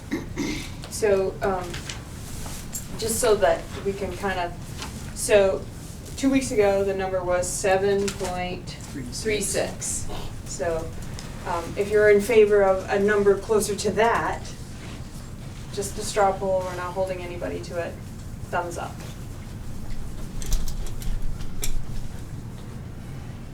Closer to that So- than the number so- we're looking at. Right, 9.5. yeah, then I'm gonna ask. But which would necessitate Change. staffing cuts and all the rest.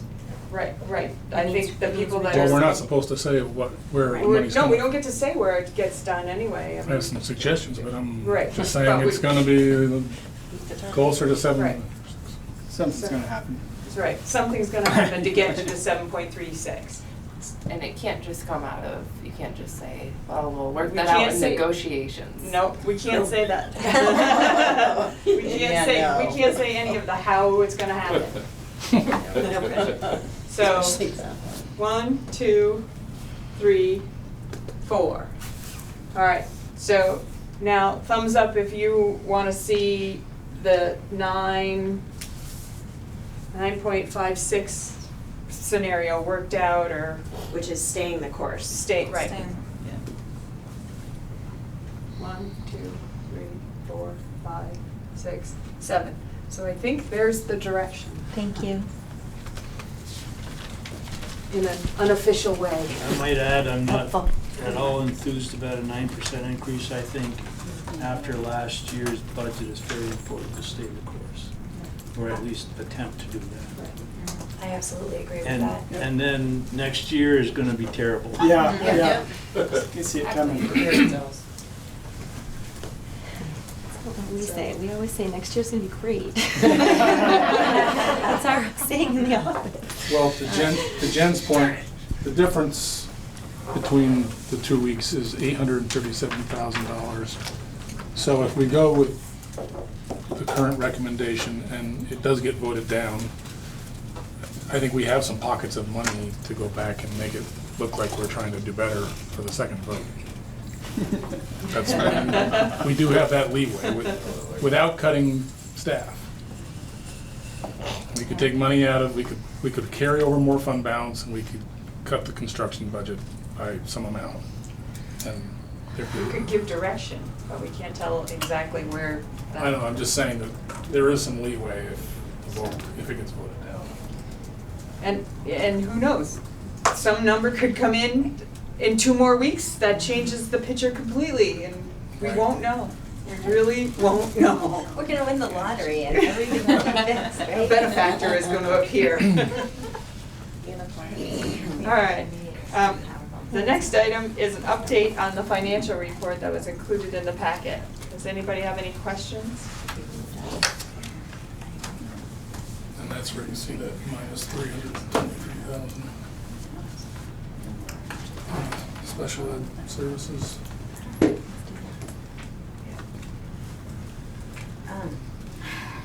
What's that? Are we moving on? Jen? Well, this is actually a question of the budget, but we're not talking about that again, right?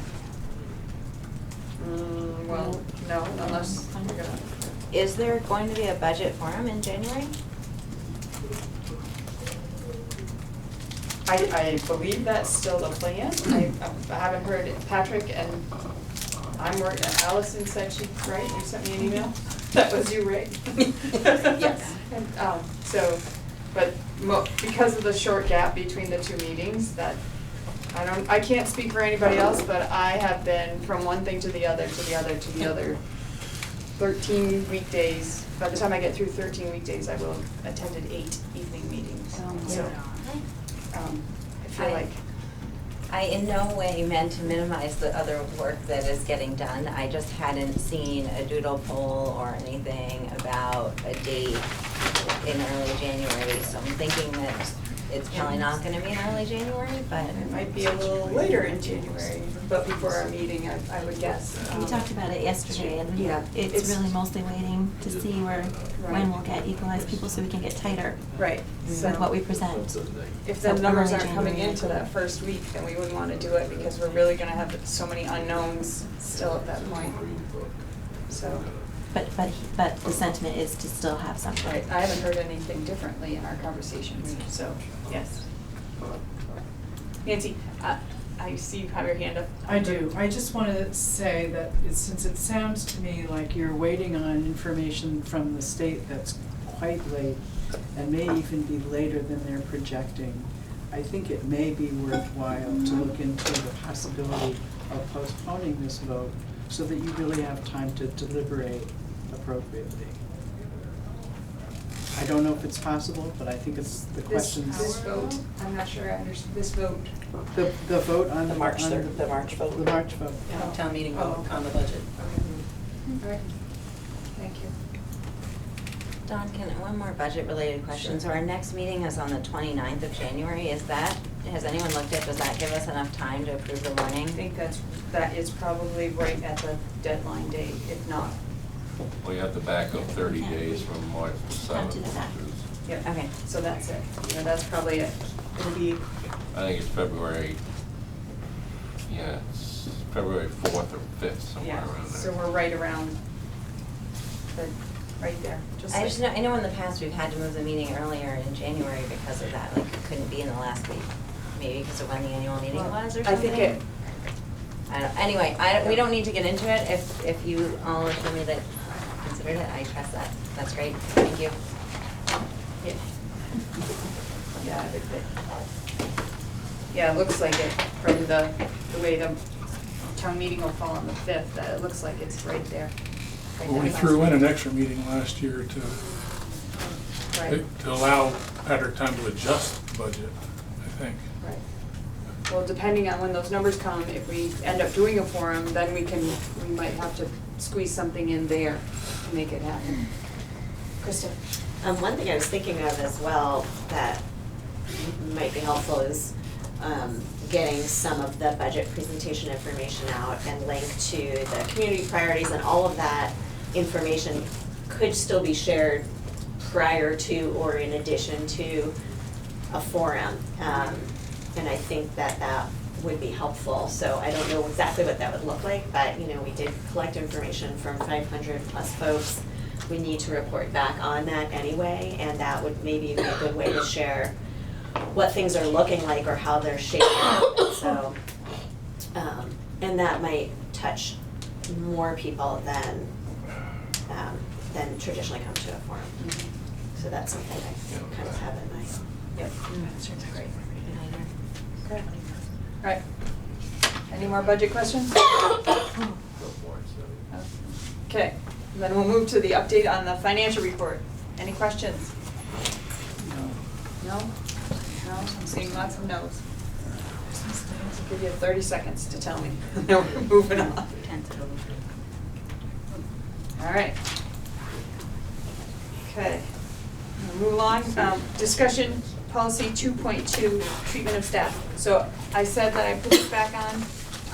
We heard from individuals, but I didn't hear anything from the board as a whole. So my question to you is, did you see anything in policy that we as a board need to take action on? Krista. So I would like to see us add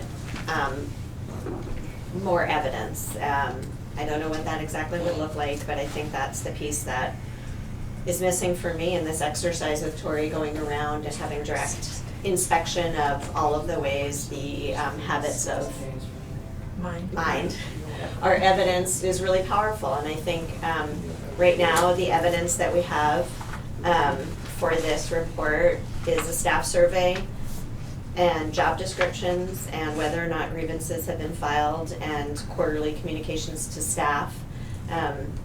Having participated in the sharing of the strategic plan with the whole staff, that was a great example of the kinds of relationships I think we would want to see our administration building within the staff community, like we're trying to build as a board with our community. But we're not asking for evidence of that. And so my concern, as I think I maybe didn't well articulate last time, was that it might be happening, but we're not asking for evidence of it. And for me to be comfortable that those relationships are working well and thriving, I would like to see more. So that's my feedback. So, Caleb. Feedback on this 2.2, right? 2.2, but specifically I'm asking, as a whole board, do we see anything that warrants changing the policy language? That's where we need to start first. So you're not asking about evidence? Not yet, not yet. Okay, we're going through the first part. I'm just asking, when you look Okay. at the policy, is there anything you think that we need to take action on as a board and change the policy language? Caleb? I basically think no. The thing that is in here, the thing that is not in here, as I read this policy, is kind of protecting against pretty bad situations. Situations that would be abusive or dangerous. And what it doesn't contain is sort of an expectation of shared vision or, kind of making sure you're tying into community concerns. That's not part of this. Doesn't mean not supposed to be part of this. It's something that I think has been part of our conversation. And so maybe there's a conversation, is there something in our policy that should speak to that? But as I read this, if the question was what Krista was saying, do we need other kind of evidence to reflect that? I think that evidence doesn't really reflect necessarily to this policy. Maybe it should, but that's just kind of my observation, is that I don't know if that type of thing, more sort of a feedback loop for is the culture that the administration is envisioning being understood and embraced, maybe that's more aspirational, but at least understood by teachers. That's been a question that, at least in the community engagement, is circulating, and it's certainly not in here. I don't really have a judgment on whether it should be, but that kind of just is an observation that I'm having on this conversation. Is it kind of seems like we're talking about something that, as I read this policy, doesn't really have a place in this particular policy at all. That's it. Kristen? So I guess to that point, you're right, it isn't in there, and so going back to your process, I would like to advocate for having some language in there that speaks to not just the awful things we want to avoid, but the aspirations for the relationships we'd like to see fostered. And because it's executive limitations, we have to write it as a negative. Right. So we don't want to not. Can you do it a double negative?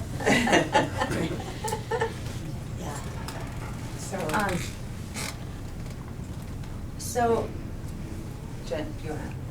So to me, I feel like in the last couple of meetings, we've had some public comment that I feel like probably if we could imagine where those items that came up might fall, they would likely fall underneath of the treatment of staff. I don't know where else they could fall. And so I remember some years ago talking with Val Gardner about, kind of a rubric for when, public comments or public concerns are raised, and asking the question of where have we addressed, is this addressed in policy? Where is our policy sufficient? It's sort of a way of taking maybe a specific concern and then looking at how at the board level there's something that addresses that. And so to me, I feel like the only place that those public comments would fall would be under, treatment of staff would be the place that we have addressed that in policy. And to me, I think that, kind of what Caleb and Krista are expressing, it is not, there's not a part of this policy that specifically addresses the concerns that have been raised through public comment. So, everyone's looking at me like I didn't actually make a point. That's all I wanted to say. Thanks. Anyone else?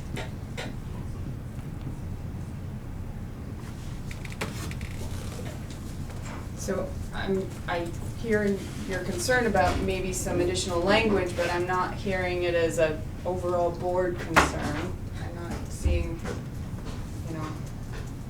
a lot of other members saying yes, yes, yes, as that's being discussed. So I'm inclined to say that while it's a valid point, I'm also wondering if it isn't addressed somewhere else, sort of going, I'm kind of thinking it might be somewhere else in here. Well, that's, If it helps the conversation, the State Board of Education and the Agency of Ed are working on a school climate survey that will be required of all schools and districts beginning next January. So I appreciate that there will be something that is required of us to collect something that has been vetted and developed through an elaborate process by professionals. So it would be tricky for me to think about other ways to survey staff to get information when I know that's coming down the pipe. Students too. So the next part of it is kind of around the evidence kind of thing. And maybe that's the place where that can have its way into the policy. Because Patrick has talked about in his report about hearing our concerns and going forward, getting that other evidence that would offer some of what you asked for, I think, and some of what you were mentioning, Caleb, more of that feedback loop from other outside. So given that he has documented that in his monitoring report, and we have commented that in our response, do we feel, do you think that would answer our concerns?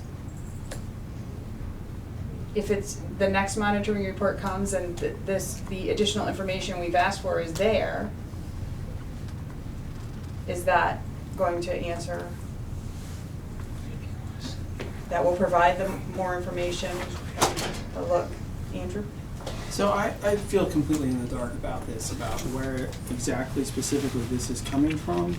So it feels like this very vague conversation that I don't know how to ground or seat in any one specific instance about the policy or the evidence or the interpretation. This just, I feel like I missed part of the meeting, something somewhere along the line. So there were some concerns that it was, and that's why it ended up on the agenda last month. Right. And so then for us to do our job, we can't just go in and say, you have to do this, this, and this. What we Right. really, because we work at a policy level, we should go in and look at the policy first. And was there something missing in the policy that could have addressed a perceived or a potential problem? So, that was my first question. Do we see anything in the policy that's missing as a group? We heard from individuals who noted some things, but I didn't hear the whole group saying, yes, we want that work done. So this conversation came up because of public comment? Yes, some of that, and then some of the general, responses to the survey for the strategic planning, I think, brought some of it out. Okay. So that's sort of what's been happening in the background kind of thing. Liz? The way that I best heard it described was what Krista said last time, was that there's a lot of work being done by our board to do community engagement and the training and the way that you handle that we handle negotiations to be really collaborative, and we just wanted to make sure that that was happening between the administration and staff as well. And so a way, I think that that makes a lot of sense to look to see that evidence, and thank you for sharing that in the monitoring reports. Does that help, Andrew? Does it? Not really. No. Maybe it's my professional opinion, but I'm like, give me an example of where someone felt like this didn't, that our policy didn't speak to that specific issue. Because like if policies are implemented globally, they're probably, or sort of created globally, they're probably implemented or used specifically. I'm sure Patrick references a lot of these when he has in his day-to-day operations. And so are the situations that we're hearing about sort of one-offs that really don't fit under this policy, or are these specific examples that speak to a larger systemic issue that this policy isn't encompassing? I guess that's what I would say about it. Does that make sense? Yes, I think so. Yeah. Krista? I don't know if this would help at all, but I think over the years, at different times when there's been change in the organization,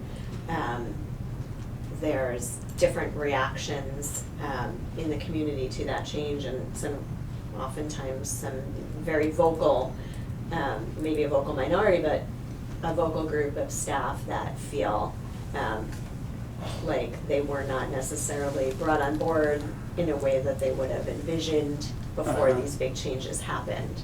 That's just an example. Okay. And then, you know, we went through this whole RVO process, which was a lot about finding different ways to foster relationships and communication and investing in different negotiations and the community engagement piece for the board to try to repair some of that. So my interest was in trying to figure out is there anything else that needs to be done that we can ensure that happens on the administration side. And for lack of a place to put it, I think as Jen said really well, you know, you sort of look to what is the policy that comes closest to that relationship, and this was it. So it's not a great fit necessarily, but I think that's policy governance. You start with these really broad policies, and then it is the work of the board to nest them more specifically as situations warrant when you feel like there's a need for more accountability. Okay. So that helps. That's clear. Thank you.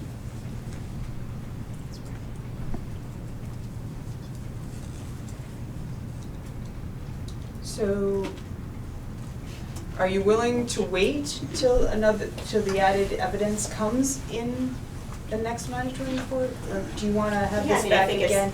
I think Patrick heard that and he had some suggestions of that, and I think it will be good to see. And I don't know when that climate survey would be part of this. It sounds like that might not be for Not right away, but He also, remember, he also collects feedback too every year that he Yeah. shares with the board Right. that really speaks to vision, mission, communication. Right. That's helpful, I think. Okay. We didn't really end it last month. 2 weeks ago, we didn't end it, so I wanted to make sure that people didn't Okay, feel I like think it it's was good to left just keep it on our radar. Yep. So thank you. Okay. All right. Next is an action item to accept the superintendent's recommendation for changes to the policy 2.6. And we saw that the recommendation last month. So I'll need a motion to accept the recommendation and then you can talk about it. So moved. Andrew Second. and Caleb. All right.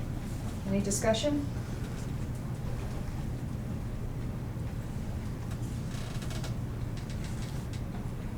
Okay. All those in favor of accepting the superintendent's recommendation for changes to policy 2.6, please say aye. Aye. Any opposed? Any abstentions? Okay. All right, and then our next action is to approve the draft policy for 2.6 for posting. If you So don't, moved. if you don't approve that, that would be weird. Just saying. Yeah. So moved. Second. Caleb and Sarah. All right, Sorry, which Sarah? Sarah McLean. Good advice there, Katrina. All right. Solid. I don't wanna do weird things. Any questions? All right, all those in favor of approving the draft of the policy 2.6 for posting, please say aye. Aye. Any opposed? Any abstentions? All right, down to the consent agenda. Is there a motion to approve the consent agenda? So moved. Andrew? I'll second. Amy? Second. All right, all those in favor of approving the consent agenda, please say aye. Aye. Any opposed? Any abstentions? All right. Next, down to board management and governance, update and action. First, the update is on the community engagement committee minutes, and then the action item is to take action on the proposal with Sue McCormick to facilitate future events. So I'll let Krista take it from here. Sorry, did you say we need to approve the minutes? No, it's just update, the Oh. minutes are the update, Okay. and then the action is what you're handing out, so. Okay, so we met as a community engagement committee and along with several community members. I think Nancy's still here, she was with us, and several other folks, including one of our teachers. We met with Sue McCormick, who you probably recall facilitated our forum in October. And she came with the draft proposal that we talked about, a year-long relationship with her that would help us to build our community engagement capacity. And over the course of the 2 hours of our meeting, we started out looking at what she'd come up with, which was a process that would help us kind of build a structure and a framework for how we engage with our community, for how to do that work in collaboration with other people besides just the board, involved in training and a lot of learning and great opportunity. But as we talked, we came, I think, to the feeling that we need to value that work, but also have a real sense of urgency around some pressing issues, facilities being a big one, school councils being another, the strategic plan being a third. And so we tried to talk through how we might tweak her proposal to both help build our capacity, but also move some of those issues forward so that we get them in front of the community sooner rather than later.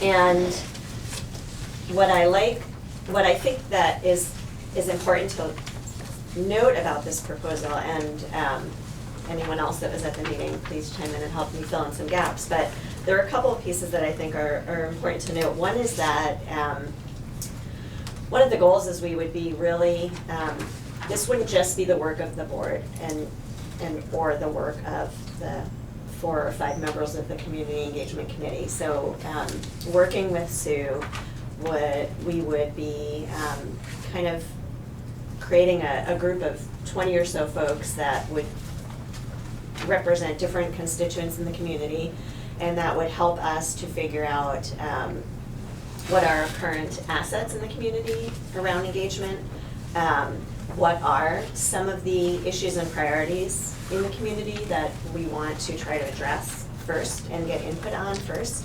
And then also develop some shared understanding about best practices for community engagement. We talked a lot about how feedback we got from the forum and from the surveys talked about the need to bring many more people into the conversation than we typically get at these events or that might fill out surveys. And so another piece of this work is looking at multiple ways to engage a more diverse group of folks in thinking about the future of our district. And so that was kind of the bigger lens, was this year-long process that would involve first gathering a group of people committed to coming up with a plan, and then going out to the community, starting out with surveying and one-on-one conversations at events that might already be taking place around this bigger sort of what do you see as the future of our district and what are the values that are most important to you.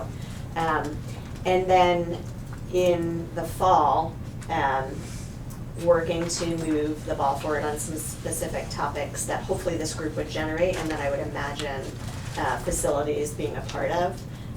One thing that we talked a lot about and that Patrick articulated and that I think Chris was speaking to with the Facebook page is this need to kind of think about a bond and what that timing would look like. This proposal would get us to a place where we could have some significant interaction with the community and input from people, ideally in time to put forth a bond, if we decide to do that, for town meeting day 2020. And so while that's not town meeting day 2019, it's still gathering the really necessary input and involvement from people that I think is going to be the only way we can get a bond passed. The other piece that I wanted to mention that I think was really exciting to our group was the possibilities for student involvement and for students to take a really key leadership role in facilitating some of these conversations. The value, there's lots of value in that. So the specifics are here, and I'm sure I missed some pieces if Caleb or Liz or Andrew or Jen want to add to that. It is just thinking about our conversation about the budget. This work is really critical, and I think our capacity is limited just in this small group, and we continue to see that time and time again. And I think it's hard to talk about making a big investment in something like this, but I think that if we don't make this sort of investment, it's going to just be increasingly difficult to figure out what our community needs, to work with our community, and to really work toward the goals that we all want for our students. So that's my pitch. And I would love to see that. I don't know if I should make a motion so that we can discuss. Mm-hmm. Okay, so I'd like to move that we accept this recommendation to work with Susan McCormick on a year-long community engagement proposal. Second. Krista and Sarah McLean. Is this letter D now? Did we warn that we were taking action on it? We added That's it what you at the added. I apologize. So it's really under A, but it was added, yes. Sorry. So, now you can, does anybody have any questions about the specifics of the recommendation? The proposal? I just have a comment. I think that this is a good plan that takes probably longer than everybody would love it to happen, but probably is the right amount of time to have the process roll out in a way that has a chance to really succeed. And I'll just mention that almost a year, 9 months ago, whatever it was, when we did go, some of us went to a public agenda training that this is the first time I'd met Sue or have seen her present. She also had a facilitator who had been a student facilitator in their area, and it added a really nice energy. The young woman was really impressive. She'd clearly taken a lot of agency with the facilitation role. And I think one thing Sue mentioned in our meeting was just that can open up some conversations. I think having students involved that that might not otherwise happen, just because maybe there's a little more openness around some of our students, and also because if we can get students feeling inspired in this role, it is inspiring to see kind of the younger folks in our community also collaboratively working. So that's just one aspect I'll say. I don't think that's, you know, maybe the core of the whole proposal, but it's an aspect of this proposal that I'm excited about, and I think that Sue brings a real valuable experience with. Anyone else?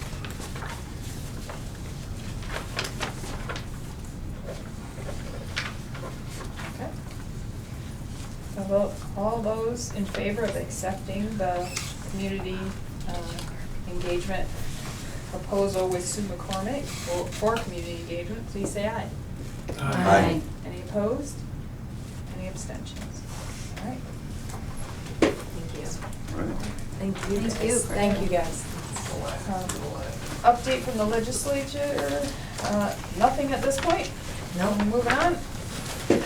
The next is a discussion around annual town meeting day and reports.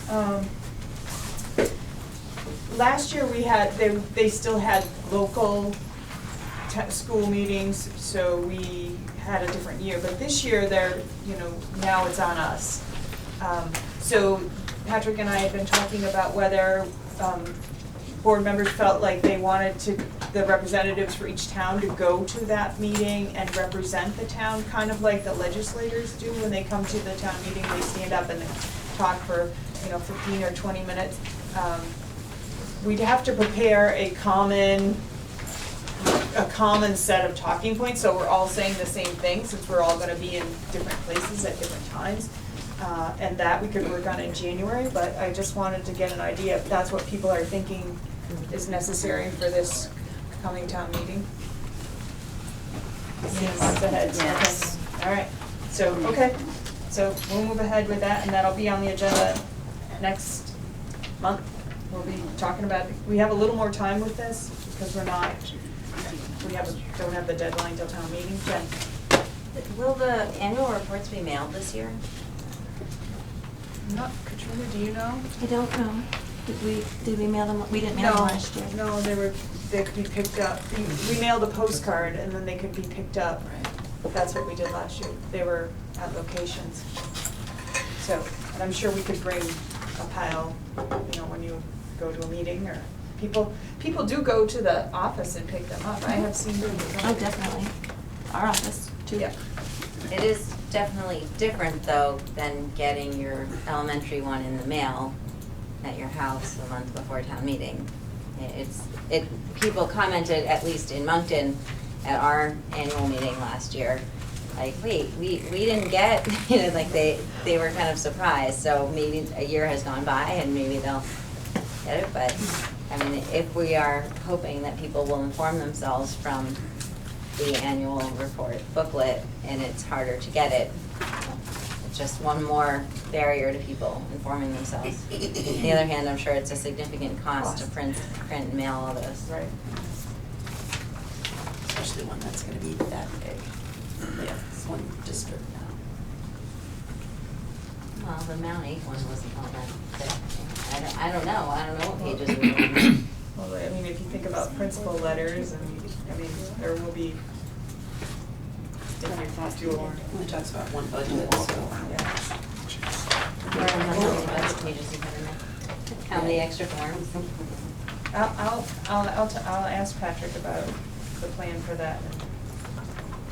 I mean, I assume the plan is the same as last year. I do too, but I don't know. Yes, And the money Sure. budgeted. Right.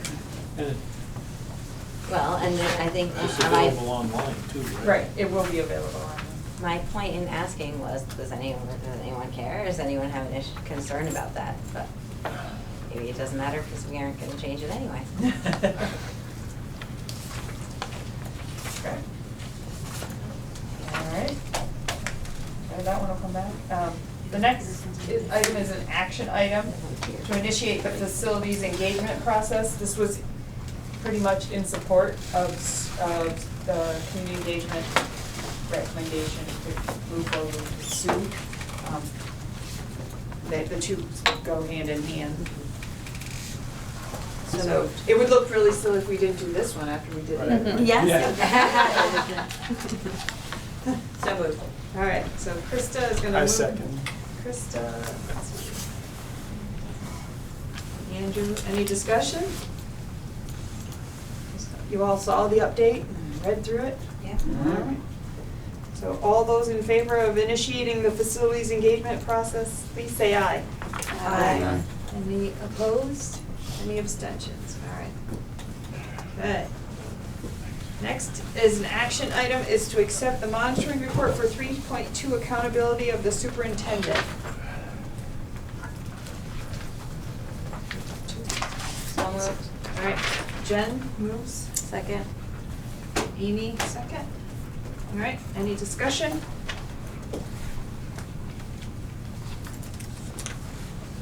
Nice report, thanks for writing it. Yes, thank you. Okay, any comments?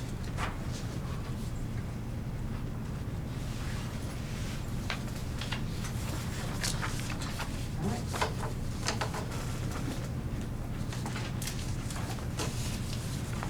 Okay, so based on the information provided, does the board find that the interpretation is reasonable?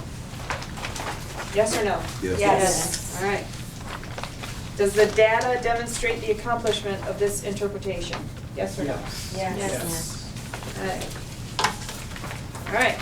All those in favor of accepting 3.2 accountability of the superintendent, please say aye. Aye. Any opposed?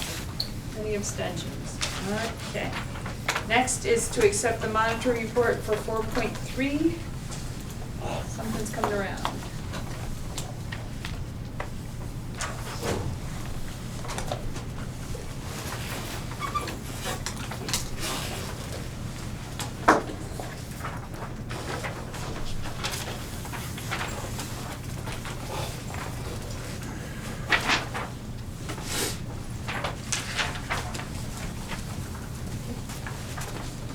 Did you get one, Sarah?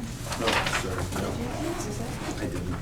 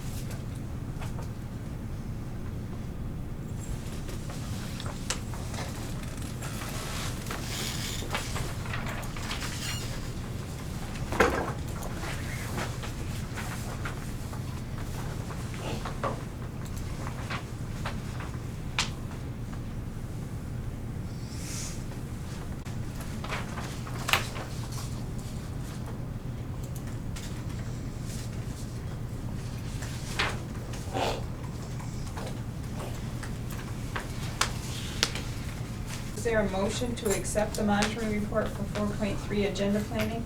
Susan, I guess. Andrew? I'll second that. Okay, and Liz? All right, any discussion, comments? Good job.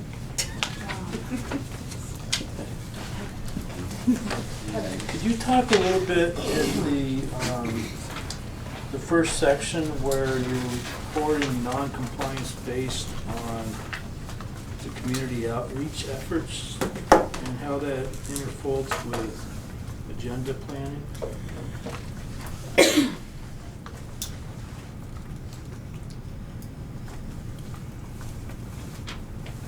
Well, it says the connected and engaged with the community as a whole. So we've had the community forum, and we did SurveyMonkey, and Liz did the exit poll. But I noted that since the turnaround was so tight on the planning, we ran into scheduling conflicts that it would be acknowledged and take into consideration for the next event that we plan. And then also people were asking, how are we reaching the individuals who are not here, which means the whole community. So we're not, we don't know yet if we know that we're not reaching everybody. But we don't know how we can do that, and we just voted on the engagement committee, community engagement committee, and their proposal to help us figure that out. Well, I think you're hard on yourself, quite honestly. There's a process in place. There's always work to be done. It's kind of like some of the stuff we discussed last year with last month on asset protection. I just think that, the whole annual work plan and everything really is done, and like I said, I think you're just too hard on yourself when you're reporting. Jen? Yeah, I guess I think I might lean a little bit the other way and think we should maybe be harder on ourselves as a board. So not necessarily on the point. I think it's interesting. I had to go back and look and be like, wait, how did we get to community engagement? So I had to kind of read through the interpretation twice to get that link in there. But the thing that on this part of the policy that draws my attention is the phrasing completes a re-exploration of the ends policies annually. I guess that depends on how you want to interpret that. We do have a monitoring report on the ends policy once each year. I'm not sure if that really is a re-exploration of the ends policies. If you figure that's the first page of our, packet of our most important policies, to me, re-exploration is we're rediscovering stuff in there that we didn't know was there. A little bit like the way, it's interesting that we're here, the way Tori was talking about how they're using the habits of mind, all throughout everything they're doing. So to me, I wonder if maybe that would be a little bit more in-depth. The other thing that seems a little off to me, and again, this is the policy more, than the monitoring of it, but the part that's talking about the annual cycle and ending at the end of September, it just doesn't feel, I guess it doesn't matter, each year is a year, but I feel like from an agenda planning standpoint, we think about the year from August through June, basically, and at least that's my sense, Dawn, you do more of that agenda planning work, but that calendar, the board work plan, everything is aligned much more to a calendar year than it is to a September to September year. So that feels like it's not really what. Well, the reason we went to the September piece was because of the budget development. We weren't getting our ends report until April or May. And the budget had already passed, and there was no way to incorporate the monitoring report on the ends into our budget discussion. So we were actually reporting it out in chunks. Right, too, right, that as well. You weren't looking at the whole. Yep, there wasn't a complete report now, it's all together And I think the other piece is that we have our board retreat agenda in August, and that allows for us to that last month, if we see something that needs to be flexed in the schedule, then it allows that time frame for that there too.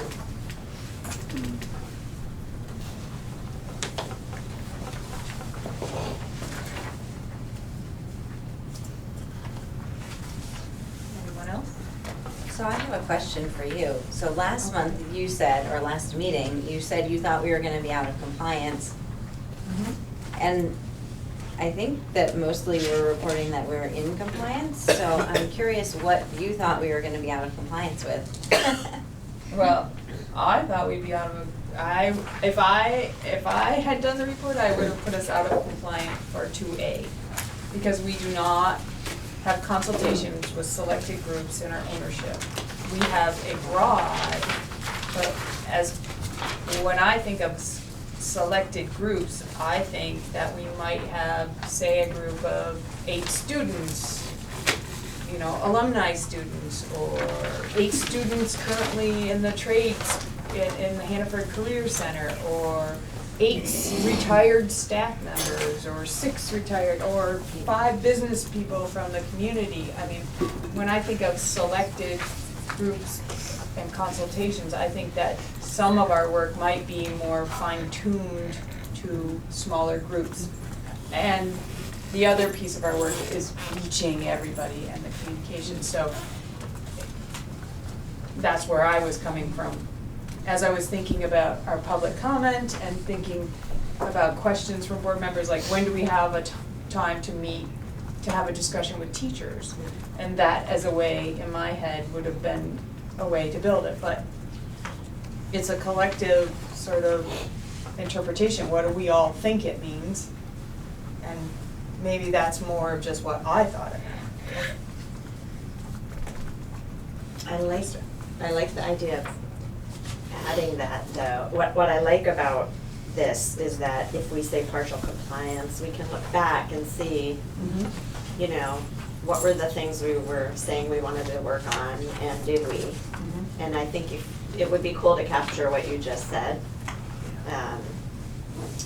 in here, that's an area where, if we all agree, but where we might, you know, we won't maybe not get to everything on this in 1 year, but it's there, and then we're tracking that as something we think is important that we hope to get to someday, sometime. Well, it's not meant, you're not meant to write a report and have it be everything's perfect. It's like Tori said tonight, it's not like you say, oh, I've got that one down, I'm good. You know, I'm thinking flexibly, I don't need to think flexibly anymore, because I'm doing it right now, I'm good. So, that would, I think it's more of a living, you live with it and you get better, it grows, you grow, kind of thing, so. Anyone else? Okay. So, based on the information, do you find that the interpretation is reasonable, yes or no? Yes. Yes. Okay. Does the data demonstrate the accomplishment of this interpretation, yes or no? Yes. Do you have any comments you want to add that will note? It's just a way to document, we can document comments. Yeah, can we document that piece about 2A? Yes. I'm just writing what Don said. Yeah, really. See video.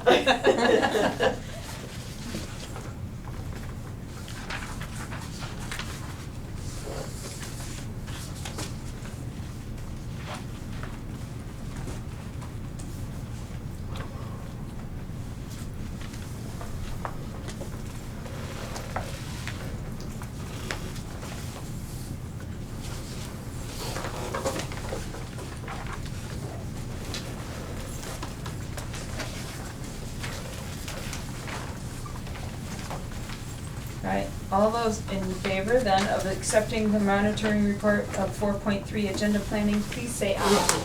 Aye. Any opposed? Any abstentions? Okay.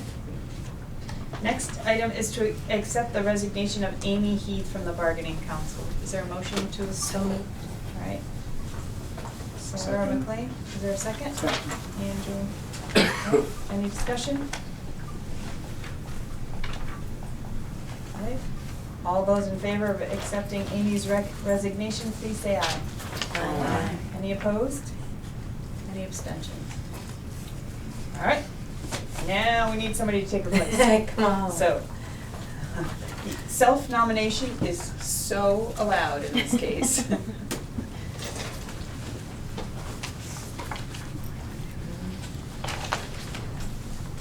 Can we hear a little bit about the parameters of the position? Well, we I'm have not just. volunteering, I'm just asking. You're not volunteering, you're just asking. I'm just curious. So we just finished the training session and set up the meeting schedule going forward. It involves a 3-hour meeting timeframe on varying dates. We have, I couldn't tell you all the dates right off the top of my head, but, and working, you know, you miss the training, but there are enough members that have gone through it that can help along and help work through it. So it's a time commitment. About every 2 weeks. Every 2 weeks. Yeah. Or 3. 2 to 3 weeks, there's a meeting, so. It's a fascinating exploration into interpersonal problem solving. You might like it as a counselor. Oh, I wasn't volunteering. You said that twice. And we are significantly outnumbered, so we really do need that.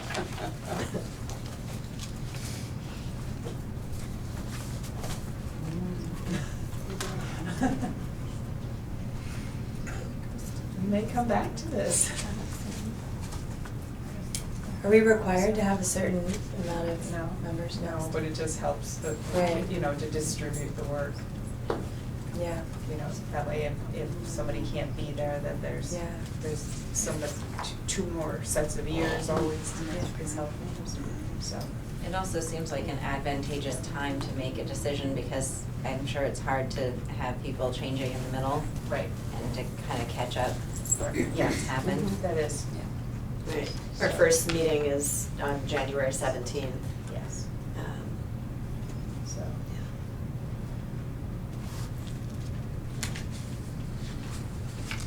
Okay, doesn't sound like we're taking any action, so we'll move that right on to the next agenda, and I'll put that on my list for next month. But are people welcome to approach you individually after They the can meeting if certainly- they feel compelled? Just shy about publicly. Absolutely, send me an email, stop me in the hall. What's your anticipated length? Like how long did it take last time? Last time was a 2-year The contract. meetings are scheduled till May.